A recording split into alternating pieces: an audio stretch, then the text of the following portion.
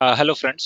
आज की क्लास में हम लोग सीखेंगे कि किसी भी अ, किसी भी वैल्यू की ASCII वैल्यू को कैसे प्रिंट करते हैं। ठीक है।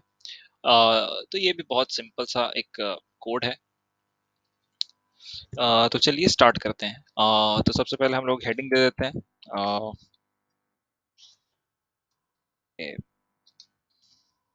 Print the ASCII value of print the ASCII value. Okay. तो सबसे पहले तो हम लोग जानते हैं एज हमको एक हेडर लाइब्रेरी देनी है, हैश इंक्लूड। ठीक है। आईओस्ट्रीम।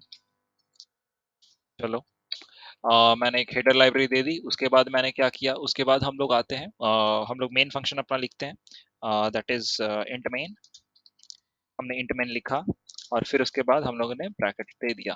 और उसके बाद फिर हम लोगों ने मेन फंक्शन लिखा। मेन फंक्शन के बाद हम लोग फिर डिफाइन करेंगे तो अपनी वैल्यूज को। यहाँ पे आप मान लो कि आपने कैरेक्टर दिया, एक वेरिएबल दिया ए। आप चाहते हो कि यूजर आपको इनपुट दे। ठीक है, मतलब आपका यूजर कोई एक वैल्यू इनपुट दे और उस वैल्यू के करस्पॉन्डिंग मेरा जो ASCII वैल्यू है वो मेरा प्रिंट होकर आए। ठीक है। अब यूजर का अब यूजर का इनपुट कोई भी कैरेक्टर हो सकता है, कोई भी नंबर हो सकता है। तो यहाँ पे हम इंट नहीं देंगे। ओके, तो हम एक यहाँ पे हम लेते हैं कैरेक्टर।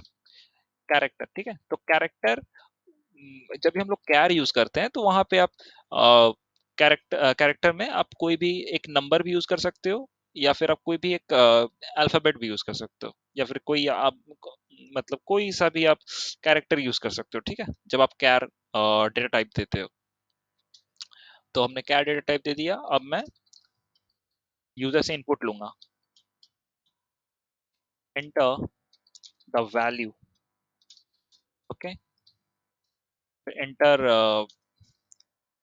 एंटर अ कैरेक्टर लिख देता हूँ, एंटर अ कैरेक्टर। ठीक है। और इनपुट, यूजर इनपुट देगा। ठीक है। और यूजर ने इनपुट दिया एक कैरेक्टर। ठीक है। अब मैं क्या करता हूं,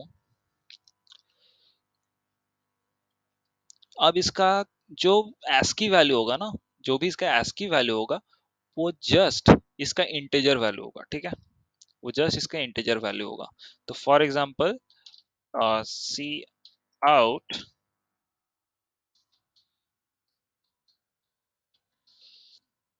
द ASCII वैल्यू इज, क्या होगा, जस्ट इसका इंटीजर।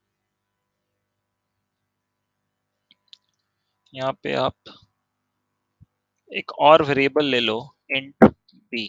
ओके, जिसमें इंटीजर, जिसमें एक इंटीजर वैल्यू स्टोर होगी। ठीक है।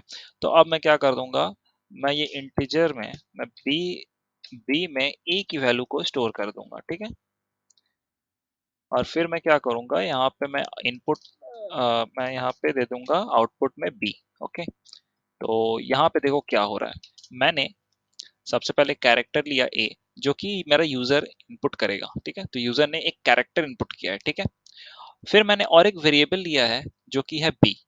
अब ये वेरिएबल बी मैंने इसलिए लिया है क्योंकि जो भी ASCII वैल्यू होता है ना वो नंबर्स होते हैं। ठीक है। तो किसी भी कैरेक्टर का नंबर अगर हमको चाहिए तो बस हमको उसको इंटीजर में ही हमको प्रिंट करना होगा। ठीक है।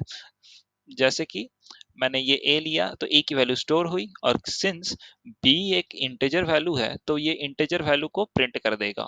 ठीक है, इसके करस्पॉन्डिंग जो भी इसका इंटीजर वैल्यू होगा, मतलब ये कैरेक्टर के करस्पॉन्डिंग जो भी इंटीजर वैल्यू होगा वो स्टोर हो रहा है बी में, और वही वैल्यू मेरी प्रिंट हो रही है यहाँ पे। ठीक है। तो अब हम लोग रन करते हैं।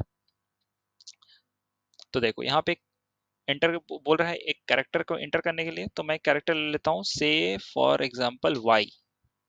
ठीक है। तो देखो इसकी एस की वैल्यू क्या है, 121। ओके। अब फॉर एग्जांपल मैं और एक इसका, मैं इसको फिर दोबारा रन करता हूँ। इसमें इस बार मैं कैरेक्टर लेता हूँ स्मॉल ए। इसकी कैरेक्टर एस की वैल्यू हो जाएगी 97। ठीक है।